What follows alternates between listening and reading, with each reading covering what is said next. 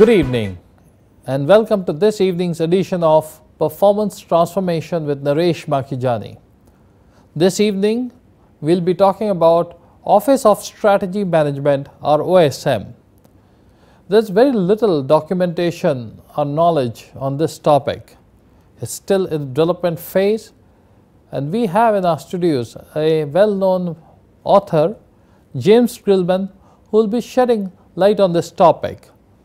Welcome to Studios, James, and let me start off by asking you, what is Office of Strategy Management or OSM as we call it all about? Well, I think to understand what the Office of Strategy Management is, you need to take a step back, okay? The functions that we have within organizations are basically designed for industrial era working. So you've got finance function, you've got HR function, you've got IT, you've got purchasing, marketing. These all developed in isolation and worked well for 20th century working. Now the world's completely changed. We're globalizing, companies are now, and markets are now fully networked, fully connected. So what we're seeing across organizations right now is a rethinking of how they should be structured in order to capitalize on the opportunities that are available right now. One thing we've noticed over the past 10 years or so, I've done a lot of work in looking at best practices in finance and HR, okay? And what is incredible is that all the research I've done, and this has involved very kind of big benchmarking exercises, there's no correlation between being world-class in finance or world-class in HR and superior performance. There's no correlation. How many people are needed in this function of OSM?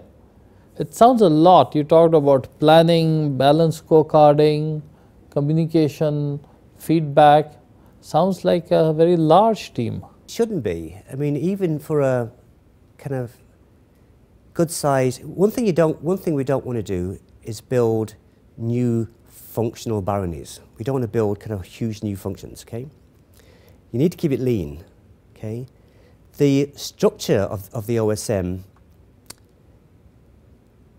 tends to be, I don't know, if you look at something like I think the Federal Bureau of Investigation in the USA, who have a balanced scorecard and are put in place an OSM, it's only about 10 people. It's not a lot. Basically, so you need to balance the skills though.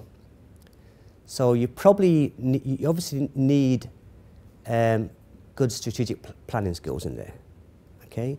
You need the balanced scorecard expertise, of course, or the strategy management expertise. You might then think about having expertise around something like analysis, measurement. That's quite often not that strong in still in many organizations. The size depends, but also you don't, the size depends on your requirements, depends on how many scorecards you have in place and the size of the company. But one thing, oftentimes you don't normally need to buy in new skills. The only skill that you will buy in new will be around the balanced scorecard. I mean, you've got strategic planners already, which you'd pull in. You've got analysts that you'd pull in. You might decide to, which I've seen in a lot of the OSMs I've looked at, will combine total quality management. So the quality people come into the OSM. Can you give examples of some organizations that have implemented OSM and the sort of benefits that they have got? Well, yeah, I mean, one organization that I know very well is the Ministry of Works in Bahrain. They had a balanced scorecard about 6 or 7 years ago. They only really put in a strategic planning function about 7 years ago. It's about 3,000 people, I think, work there. They then built an OSM which is still in development 2 to 3 years ago. Okay? And they have seen, and they have, their OSM is basically look at the composition. They've got the person in charge is basically a strategic planner, but has strong project management disciplines. They brought in somebody full-time to manage a balanced scorecard. They've got total quality people there, 2 people there. They've got a business intelligence person in there. They've also got an economist who's done a lot of work around ABC, activity-based costing. So that's how they structured their OSM. And what they've said that they saw over the past 2 to 3 years is significant benefits in how they are perceived by their customers, the people in Bahrain, and suppliers. There's been quite a dramatic, quite significant turnaround in their performance over the last couple of years, and that's been largely because it's been driven by a very well-functioning OSM. Thank you, James, for coming to studios and sharing your knowledge. We'll be back next week, same time, same place. Have a good weekend. Good night.